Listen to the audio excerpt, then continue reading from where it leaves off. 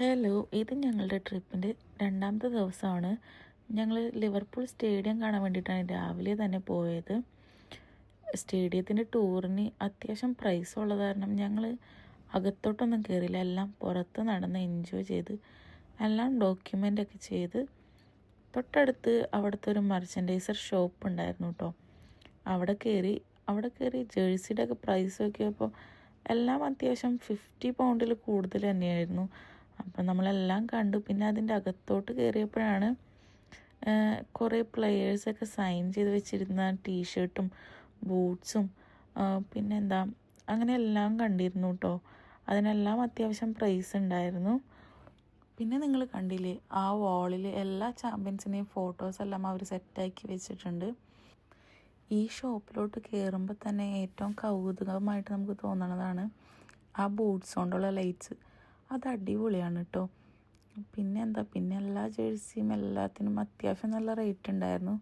പിന്നെ ഞങ്ങൾ അവിടെ നിന്ന് മുകളിലോട്ട് ചെന്നപ്പോഴാണ് ഓരോ ജേഴ്സിയും അതിൽ സൈൻ ചെയ്ത് വെച്ചേക്കുന്നതൊക്കെ കണ്ടത്. എനിക്കതിൽ അറിയാവുന്നത് ആകെ മുഹമ്മദ് സലേനെ മാത്രമായിരുന്നു.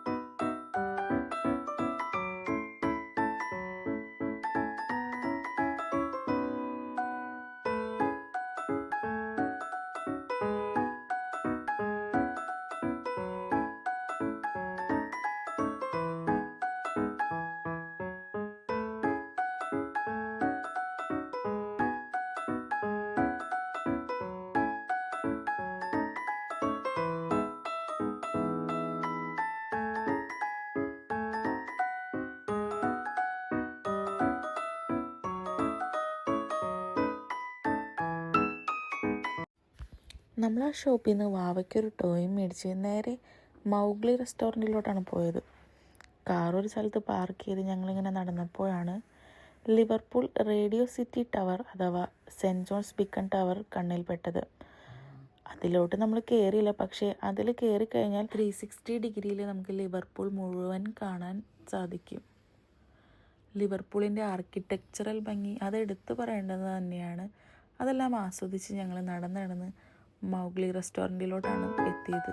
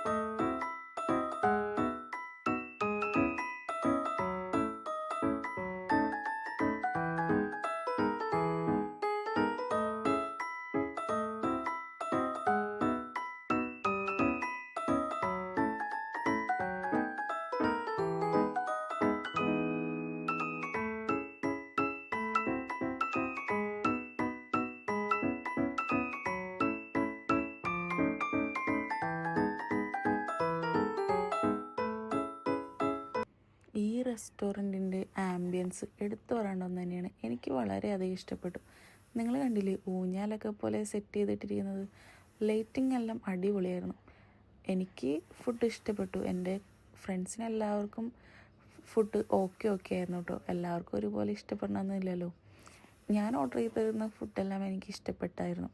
പിന്നെ മൗഗ്ലി റെസ്റ്റോറൻറ്റിൽ നിന്ന് ഇറങ്ങി ഒരു 10 മിനിറ്റ് നടന്നു കഴിയുമ്പോഴാണ് നമ്മുടെ ബീറ്റിൽസ് ബാൻഡിൻ്റെ പ്രതിമ, ആ ബാൻഡിലുണ്ടായിരുന്ന എല്ലാവരുടെയും പ്രതിമ അവിടെ ഉണ്ടാക്കി വെച്ചിട്ടുണ്ട്. ഞങ്ങളപ്പോൾ അത് കാണാൻ വേണ്ടിയിട്ട് അങ്ങോട്ട് നടന്നു.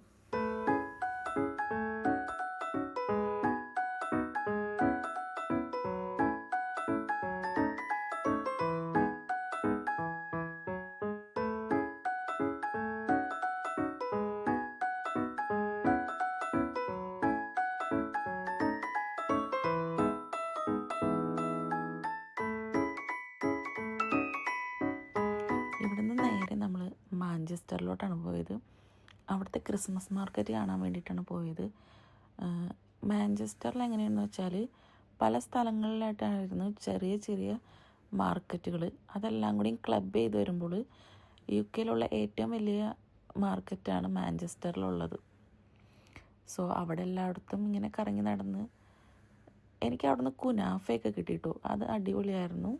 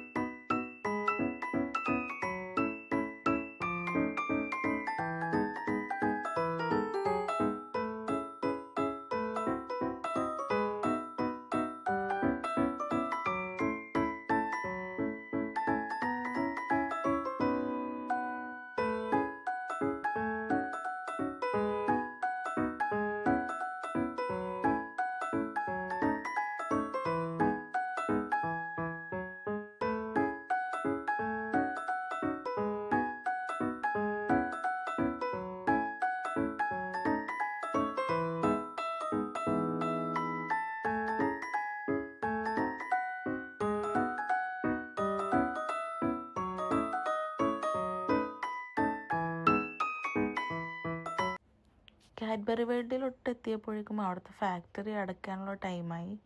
സോ ഞങ്ങൾ അവിടുത്തെ ഷോപ്പിൽ കയറി കാഡ്ബറിയുടെ ചോക്ലേറ്റ് എല്ലാം മേടിച്ചു. പിന്നെ ഞങ്ങൾ സൗത്ത് എൻഡിലോട്ട് പോന്നു. അപ്പോൾ അത്രയേ ഉള്ളൂ. Bye bye.